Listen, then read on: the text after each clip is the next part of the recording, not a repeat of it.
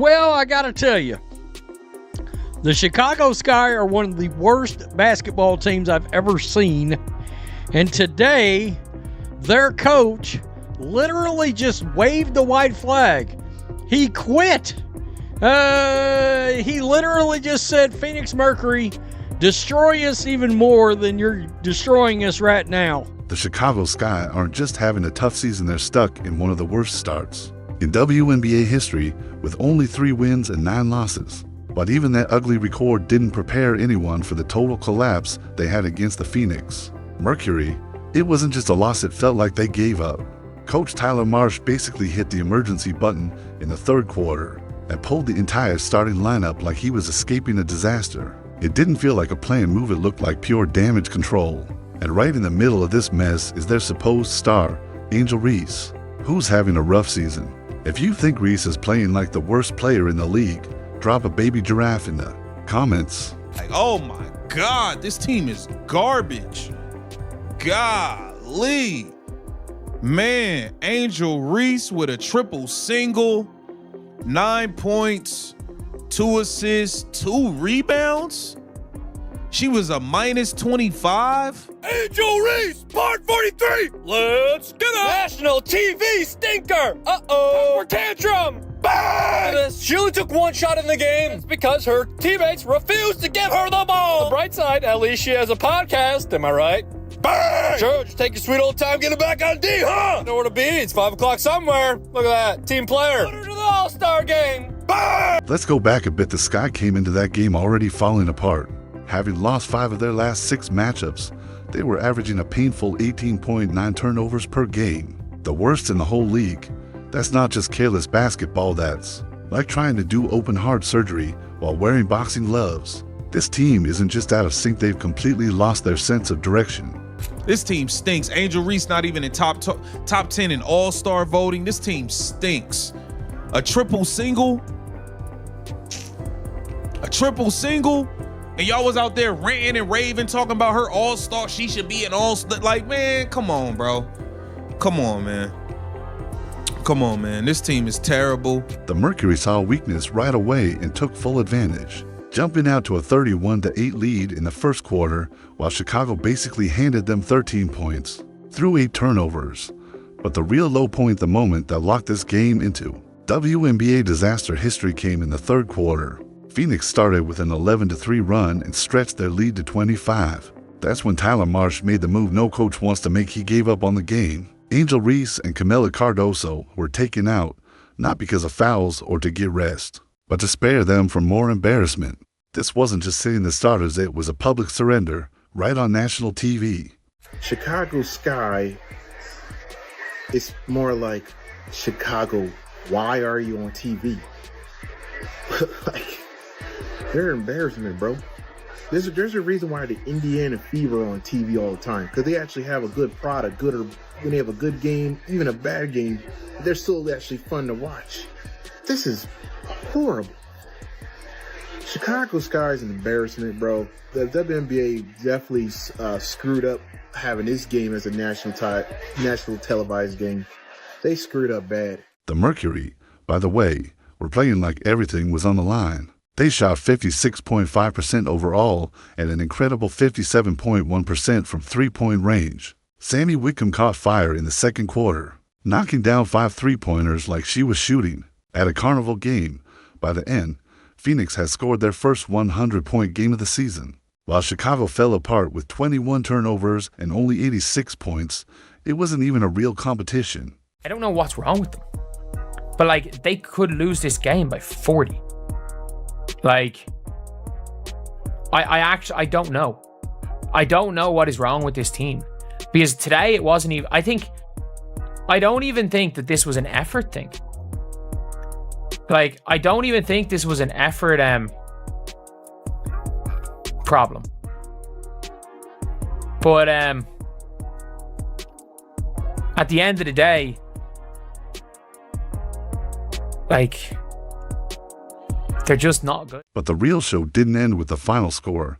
The drama continued after the game, when Angel Reese tried to turn the blowout into some kind of motivational lesson. Even though she shot a career-worst 31.3% from the field, she stepped up to the mic and gave what sounded like a TED Talk about staying calm and trusting the process. In her view, it wasn't a terrible loss, it was a moment to build character.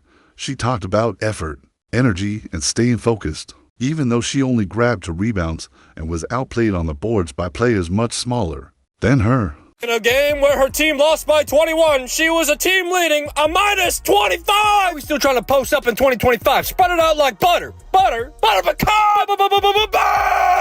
Only had 2 rebounds, and you're about to witness one of them. How about that? Athlete. Bang! ESPN graphic, by the way. We're on a generational run. Bang! In your first shot, 6 minutes into the 3rd quarter. I don't care if it went in. Disgusting. How about it? Bang! Give it to her. This is a nice first-team all-cardio performance. She got her 10K steps in. Ole! Ole! Ole! Ole! Ole! Ole! Angel, get back on defense! Bang!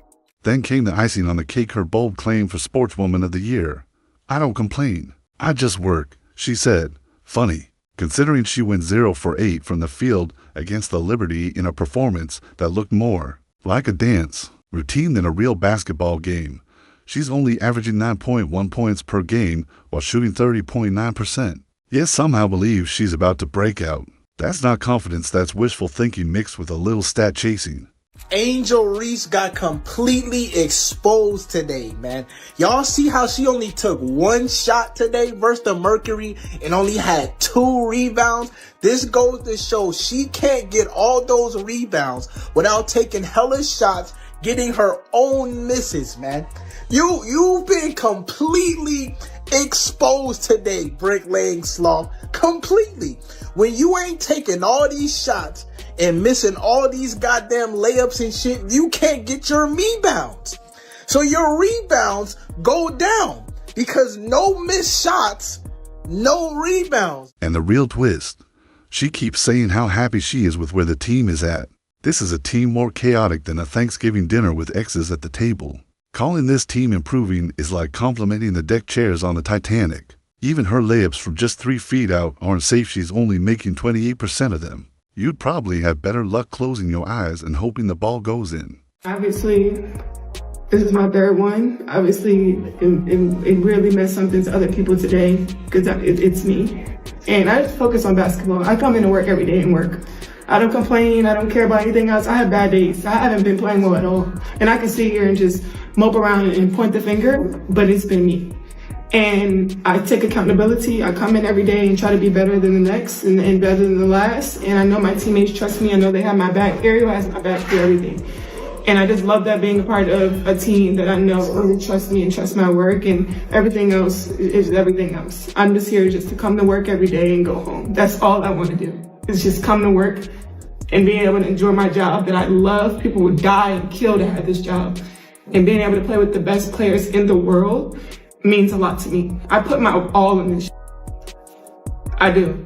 Coach Marsh was brought in as the one to turn the franchise around, backed by his back-to-back championships with Las Vegas. But now, he looks like a man stuck in the middle of a very public meltdown. He was supposed to help Angel Reese grow, unlock Cardoso's potential, and turn the team into a real contender. Instead, he's leading a team that's putting on a clinic in how not to play basketball.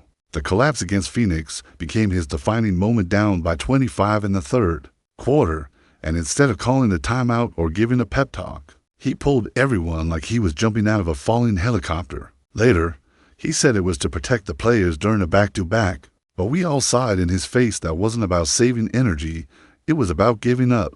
That's the look of someone wondering where it all went wrong and how fast he can update his resume. That's not coaching, it's damage control with a clipboard. My goodness, if you guys haven't heard by now, the Chicago Sky has lost another damn basketball game, this time to the hands of the Phoenix Mercury. The Phoenix Mercury put BTA all over the Chicago Sky. And I'm here to tell you, Tyler Marsh is getting the focal point of the blame, bro. But to me, you have to blame the players of this damn basketball team, starting with the leader of the team. I just gotta be honest. That is Princess Barbie Angel Reese. Man, she's been trash. And through it all, Angel Reese keeps acting like the league is out to get her. But it's not the league, and it's not the refs, it's the missed shots, the turnovers, and the fact that she's getting out-rebounded by guards. She wants to be a star, but you have to perform during games, not just talk confidently after them. Meanwhile, Caitlin Clark and the Indiana Fever are pushing through, taking hard hits and still sinking deep threes, and the Sky, they can't even decide if they're rebuilding or falling apart.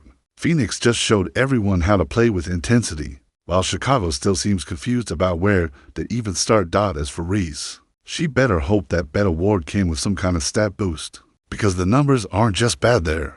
Shouting, right now, the Sky aren't just losing games, they're falling apart completely. And if things don't change soon, they won't just be the worst team in the WNBA, they'll be the joke of the season. I mean, seriously, the Sky's on national TV and to say they're getting worked is an understatement. Angel Reese hits a three, starts to get in a rhythm, one shot. So what does Tyler do? He benched her and Cardoso. Phoenix Suns starters are killing the Chicago Sky bench players. In fairness, they were killing the starters too. All right, down 36. Anyone with even a little bit of common sense could see what was really going on. Tyler Marsh wasn't following some master plan. He was just done watching the slow-motion disaster that was his team's performance. He benched his starters, not because it was a clever move, but because it was the kindest thing to do.